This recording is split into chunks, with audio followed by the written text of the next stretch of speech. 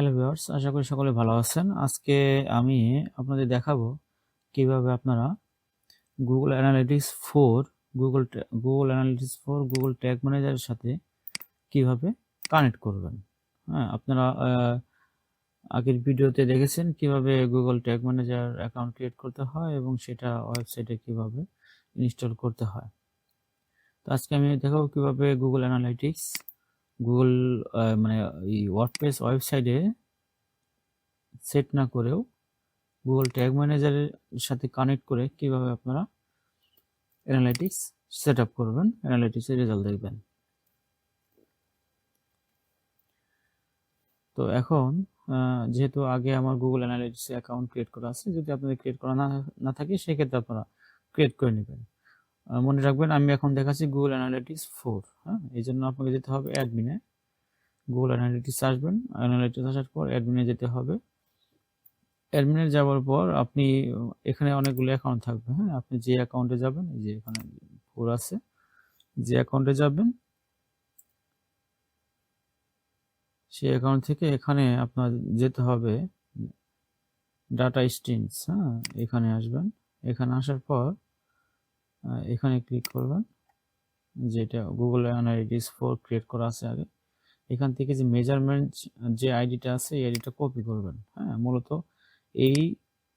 এটার মাধ্যমে আমরা ওয়ার্ডপ্রেস মানে আমাদের ওয়েবসাইটের ডেটা গুগল ট্যাগ ম্যানেজারের মাধ্যমে অ্যানালিটিক্সে আনবো।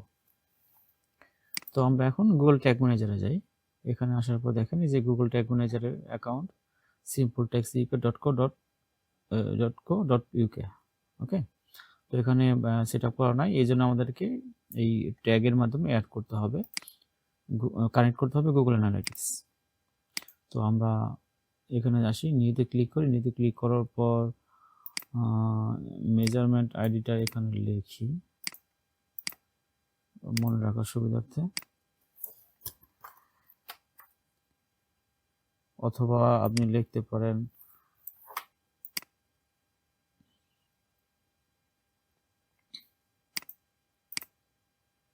অ্যানালিটিক্স 4।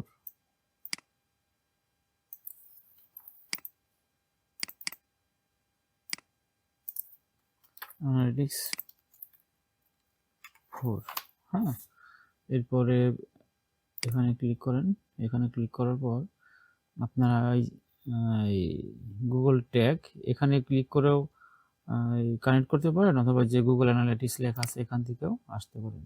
হ্যাঁ, তো আমি এখানে গুগল ট্যাগসে ক্লিক করি। ট্যাগসে ক্লিক করার পরে এই যে এখানে যে ট্যাগ আইডি যেটা আছে না, এই ট্যাগ আইডি হলো যে মেজারমেন্ট আইডি। হ্যাঁ, মেজারমেন্ট আইডিটা এখানে আপনারা পেস্ট করে দেবেন।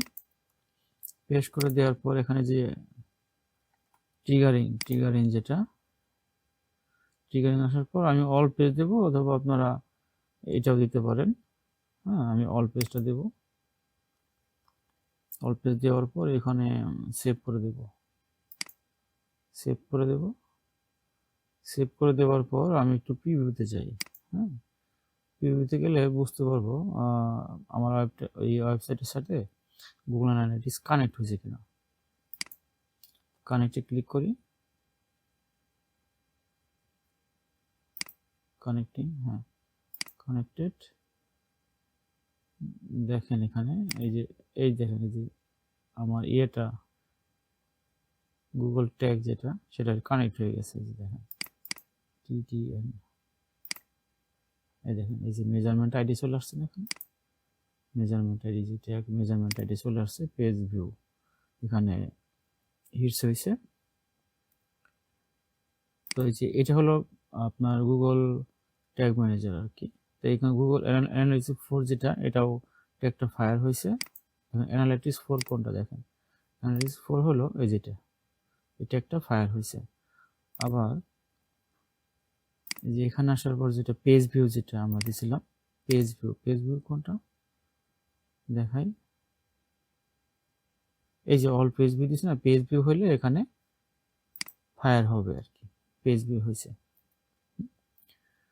তো আশা করি সকলে বুঝতে পারছেন যে কিভাবে গুগল অ্যানালাইটিক্স গুগল ট্যাগ ম্যানেজারের মাধ্যমে আপনার ওয়েবসাইটে সেট করতে পারেন।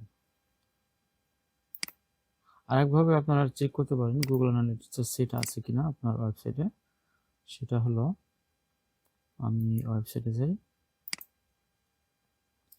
ওয়েবসাইটে যাওয়ার পর এই যে এখানে একটা অ্যাড অন আছে, হ্যাঁ, এই অ্যাড অনটা আমি এনেবল করব। দেখেন Google tag assistant Legacy enable করলাম।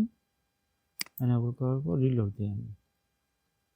রিলোড দেওয়ার পর দেখি রেজাল্টটা কি আসে। গুগল ট্যাগ ম্যানেজার, আচ্ছা এখানে শো করতেছে না। এর কারণ হলো আমাকে যেটা করতে হবে যে এখান থেকে সাবমিট করতে হবে, হ্যাঁ, সাবমিট, এরপর পাবলিশ করতে হবে।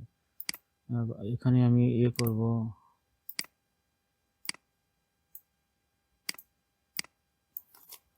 অ্যানালিটিক্স 4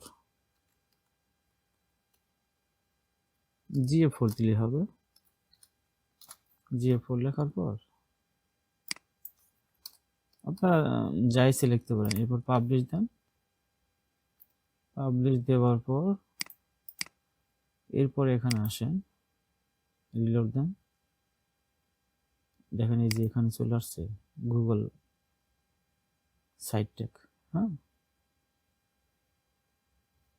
তো আশা করি বুঝতে পারছেন।